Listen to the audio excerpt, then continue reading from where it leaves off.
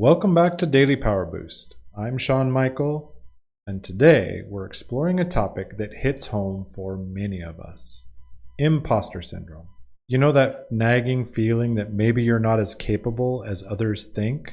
The little voice that says, "Who am I to be doing this?" Well, I've felt that too, and I know it can feel incredibly real and even overwhelming at times. Always do it on my own, so I gotta get through it. And the only thing I know is to love what I'm doing. Never give up, never slow, till I finally prove it. Never listen to the no's, I just wanna keep moving. Yeah, I put out all this art, it's my only medicine. Yeah, everything I do, I'm just being genuine. Yeah, I'm sick of being screwed, feel my own adrenaline. Yeah, I do just what I do, and I hope you let me in, yeah.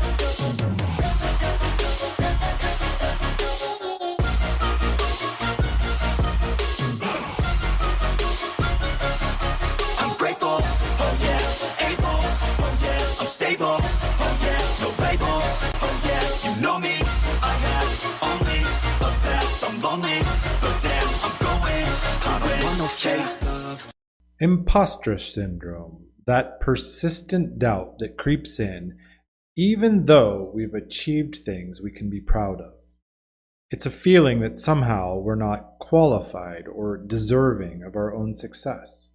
It can happen to anyone, from students all the way up to CEOs, and it often strikes hardest when we're about to take on a new challenge. Let me share a personal story. I actually decided to pursue coaching around 7 years ago. Signed up for training, built a website, and even began posting personal development content on social media. Additionally, I got invited to speak on a live stream where I spoke on the topic of, "Are you disrespecting yourself?" My first bout with imposter syndrome came just before I was about to speak, because unlike a live event where I could see the audience size, on a live stream I had no idea if I was speaking to 50 or 5,000. And I heard the voice in my head telling me how I was crazy, and who would want to hear what I had to say anyway. I was able to push through that, and it was a powerful event, with some even messaging me afterwards about how it had impacted them. But my battle wasn't over. Fast forward a few months, and I lost my main source of income, and I hadn't found a single person to coach. At the same time, we learned that my wife was 9 weeks pregnant. I panicked. I knew I had to find an income fast, so I let that old imposter monster win, and I put aside my dreams of coaching. Thankfully, at the end of 2022, I felt the call again on my life to pursue coaching. So in 2023, I resumed all my training courses and worked through them, learning so much and finding a new spark in my own life. These teachings were actually coaching me while I was learning the techniques. Anyway, I attended an event called Super Coach, A New Identity, where I was guided to work through the stories I had believed and develop new ones. On the second day, I got a reminder in my memories on Facebook that I had actually given the "Are you disrespecting yourself?" speech 7 years before. When the coach teaching asked for people to share, I stood up and shared this story, and through tears I admitted to myself and the 300 other coaches that I had actually been disrespecting myself all this time, and those whose lives I might impact as well.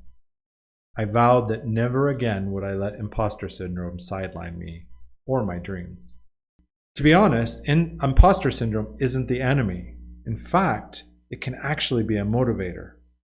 When we feel that fear of not being good enough, it can actually push us to prepare more, to learn more, to improve.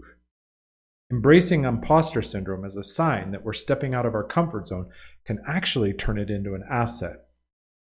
When that inner critic pipes up, recognize it for what it is. It's a voice that's trying to protect you from the unknown. But here's the key. Instead of retreating, respond with courage. Challenge yourself to see it as a reminder that you're in the growth zone rather than the danger zone. One strategy for handling imposter syndrome is to focus on your track record. Write down your accomplishments, no matter how small they seem, and remind yourself of them when that self-doubt creeps in. Recognize that you've made it this far for a reason. and surround yourself with people who remind you of your capabilities. Don't be afraid to reach out for support when the feeling arises again. So here's your challenge for today. The next time that feeling of self-doubt creeps in, instead of shying away from it, ask yourself, how can you turn it into motivation? What action can you take to move forward, even if you're not 100% certain? Use that moment to remind yourself of the progress you've already made and keep pushing forward. Thanks for joining me on Daily Power Boost. Tomorrow, we're reframing failure and exploring how every setback can be a powerful lesson. Until then, keep moving forward.